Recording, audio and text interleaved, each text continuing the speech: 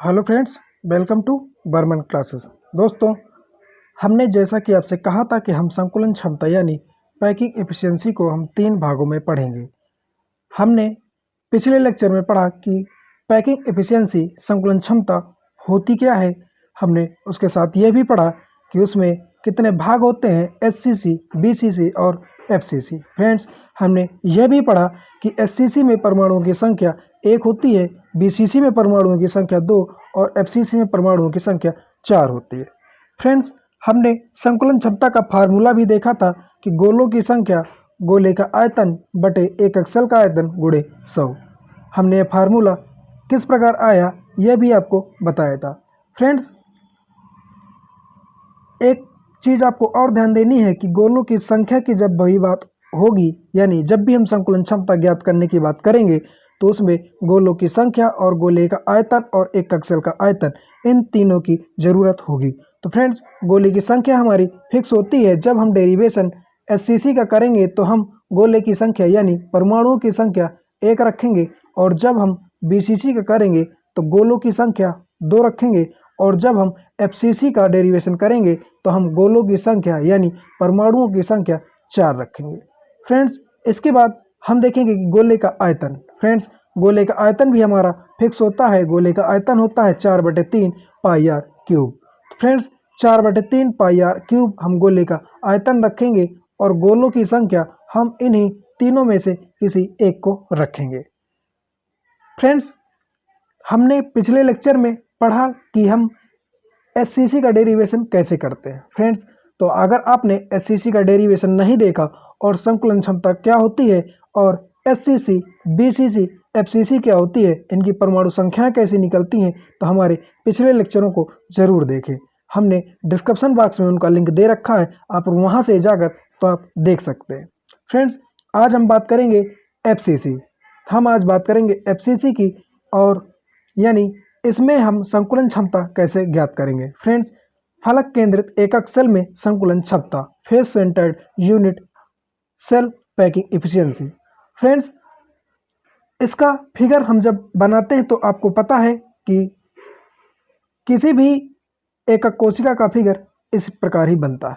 Friends, आप जानते हैं कि इनमें जो भी ये डॉट है, ये जो भी भाग हैं, यह हमारे आयन और परमाणु कहलाते हैं, और यह प्रत्येक 1/8वां भाग यानी 1/8वां योगदान देते हैं, और कुल मिलाकर ये 8 आयन मिलकर एक परमाणु बनाते हैं। और इसी प्रकार इनके फलक पर भी एक एक परमाणु होते हैं जो अपना 1/2 भाग देते हैं, और वह 3 परमाणुओं का निर्माण करते हैं, और पूरी तरह मिलाकर 4 परमाणु इसमें बनते हैं। यानी एफसीसी में हमारे 4 परमाणु होते हैं।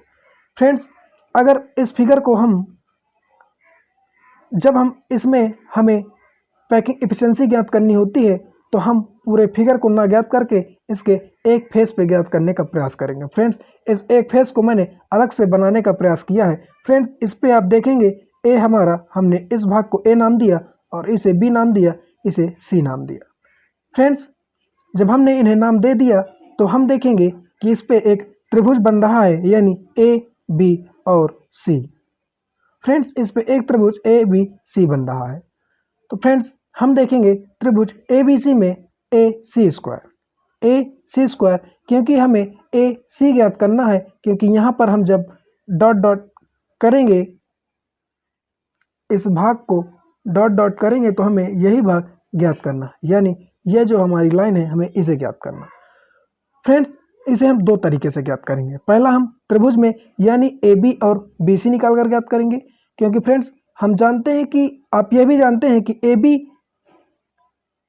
हमारी ये जो लाइन है ए है, बी सी भी हमारा ए है, यानी जो भी इसकी कोर है वह ए होती है, यानी जो भी इसकी भुजा है इस घनीय फिगर की, इसकी प्रत्येक भुजा को हम ए नाम देते हैं। फ्रेंड्स, हम देखेंगे कि त्रिभुज ए बी सी में ए c square A B square, यानी a c square A B square और बी सी स्क्वायर, और हम जानते हैं कि ए बी एक भुजा है और बी सी एक भुजा है, और हमने कहा कि इस घनी फिगर में प्रत्येक भुजा को हम ए नाम देते हैं, यानी ए बी की जगह हम ए रखेंगे और बी सी की जगह हम ए रखेंगे, यानी a c square equal to a square plus b square. जब ए सी स्क्वायर हम ज्ञात करेंगे तो हमारा दोनों जोड़ने पर 2a स्क्वायर प्राप्त होगा।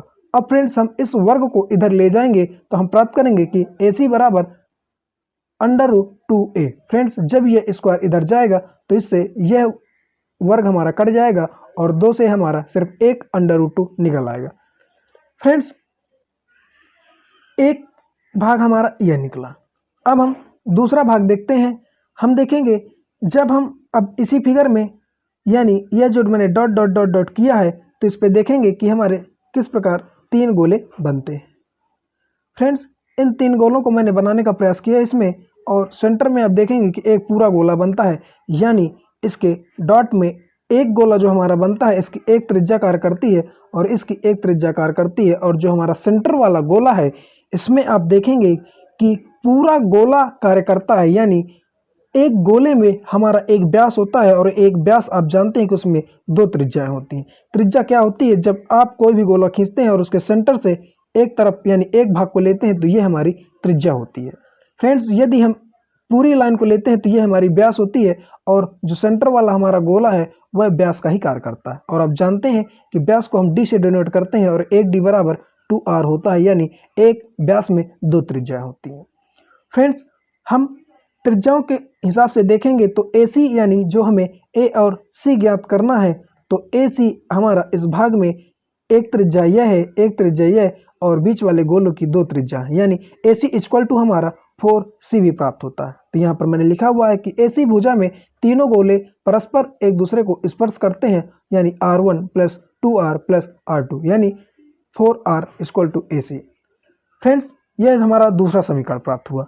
अब हम समीकरण 1 और 2 को हल करेंगे तो हम पाएंगे कि हमने √2a को, यानी जो AC बराबर हमने √2a प्राप्त किया था हमने उसको लिखा, equal to AC equal to हमने 4 से लिखा, यानी समीकरण 1 और 2 को बराबर करने पर हम पाएंगे कि जब हम A हमें ज्ञात करना है तो हम 2 को इधर ले जाएंगे तो हम लिखेंगे कि √4r बटे √2, क्योंकि 2 हमारा इधर बटे में जाएगा और जब 2 बटे में आएगा तब हम इसका परिमेयकरण करेंगे, यानी √2 का गुणा ऊपर और √2 का गुणा नीचे।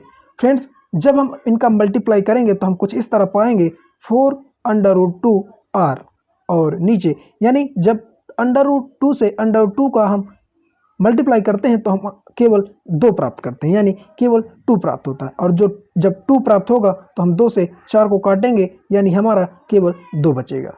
फ्रेंड्स जब हमारा केवल 2 बचा तो हम देखेंगे 2√2r हमारा एक मान प्राप्त हुआ। फ्रेंड्स ए का मान हमारा 2√2 प्राप्त हुआ। अब फ्रेंड्स हमें चूंकि फार्मूले में पता है कि संकुलन क्षमता गोले की क्षमता यानी गोले का आयतन, गोलों की संख्या और एक अक्सल का आयतन। फ्रेंड्स जो एक अक्सल का आयतन होता है यह घनीय होता है, यानी इसमें घन की भुजा ज्ञात करनी होती है, घन का आयतन ज्ञात करना होता है, और हम जानते हैं कि घन का आयतन होता है a³। तो फ्रेंड्स ये हमारा घन का आयतन है, और अब हमने a प्राप्त किया तो a की जगह हम रखेंगे 2√2r, और a³ जानते हैं तो a का मान हमारा यह हो गया, और उसमें हम क्यूब लगाएंगे तो हम प्राप्त करेंगे कि जब हम 2 का घन करेंगे तो 8 प्राप्त करेंगे, और जब हम √2 का घन करेंगे तो हम पाएंगे √2 इंटू √2 यानी 8 गुणे 2, क्योंकि जब √ से √ का हम गुणा करेंगे तो हम 2 पाएंगे और ये तीसरा √ हमारा बच जाएगा, यानी कुल मिलाकर देखा जाए तो जब हम इनका मल्टीप्लाई करेंगे तो हमारा 16√2r³ प्राप्त होगा। अब फ्रेंड्स हमारा a फाइनली प्राप्त हो गया, और आपको गोलों की संख्या पहले से पता है और गोले का आयतन भी आपको पहले से पता है, और एकक सेल का आयतन हम अभी ज्ञात कर चुके हैं कि 16√2r³ प्राप्त हुआ। तो फ्रेंड्स इसमें बड़ा ही आसान है, हम संकुलन क्षमता को ज्ञात कर लेंगे, क्योंकि हमें FCC में संकुलन क्षमता ज्ञात करनी है तो हम गोलों की संख्या 4 रखेंगे। फ्रेंड्स गोलों की संख्या हमने 4 रखी तो आपने देखा कि गोलों की संख्या यहाँ पर हमने 4 रखी, फिर हमने गोले का आयतन रखा 4/3 πr³। फ्रेंड्स मैं इसको और जूम करके आपको दिखा रहा हूँ थोड़ा सा कि हमने गोलों की संख्या 4/3 πr³ रखी। फ्रेंड्स हमने a का मान प्राप्त किया, यानी a³ का मान प्राप्त की a का मान प्राप्त किया 16√2r³। यह हमारा एक सेल का एकक घनीय सेल का आयतन है, यानी जो हमारा ये ए क्यूब है, इसका मान प्राप्त किया हमने 16√2 आर क्यूब। तो फ्रेंड्स हमने आर क्यूब से आर क्यूब को काटा और हमने 16 से 16 को काटा, क्योंकि हम जब 4 से 4 का गुणा करेंगे तो 16 प्राप्त होगा। तो 16 से हमारा 16 पूरी तरीके कट जाएगा और हम प्राप्त करेंगे केवल पाई बटे 3 बटे √2 गुणे 100। और फ्रेंड्स जब इतना प्राप्त हुआ तो इसका ऐसे गुणा किया जाता है और इनका नीचे वाले से गुणा किया जाता है, तो पाई हमारा ऊपर रह जाएगा और हमारा 3 बटे √2 एक साथ आ जाएगा और गुणे 100 हम लिखेंगे, क्योंकि हमें परसेंटेज ज्ञात करना। फ्रेंड्स जब हम पाई का मान रखेंगे 3.14 बटे 3 गुणे 1.41, यह हमारा √2 का मान होता है। और जब हम इसे सॉल्व करेंगे तो हम पाएंगे कि इसका मान 74% निकल कर आता। फ्रेंड्स आई होप आपको यह वीडियो पसंद आया होगा। आप इसे एक बार और देखें और यदि नहीं समझ आता तो आप इसे एक बार लिख के देखें, और जब आप जैसे ही इसको सॉल्व करेंगे लिखेंगे तो आपको यह बेहद आसानी से समझ में आ जाएगा। फ्रेंड्स हमारे ऐसे वीडियो को पाने के लिए हमारे चैनल बर्मन क्लासेस को सब्सक्राइब करें और बेल आइकन दबाना बिल्कुल ना भूलें। हम इसका अगला पार्ट यानी कि BCC देखेंगे अगले भाग में। फ्रेंड्स तो चैनल में विजिट करना बिल्कुल ना भूलें। Thank you class.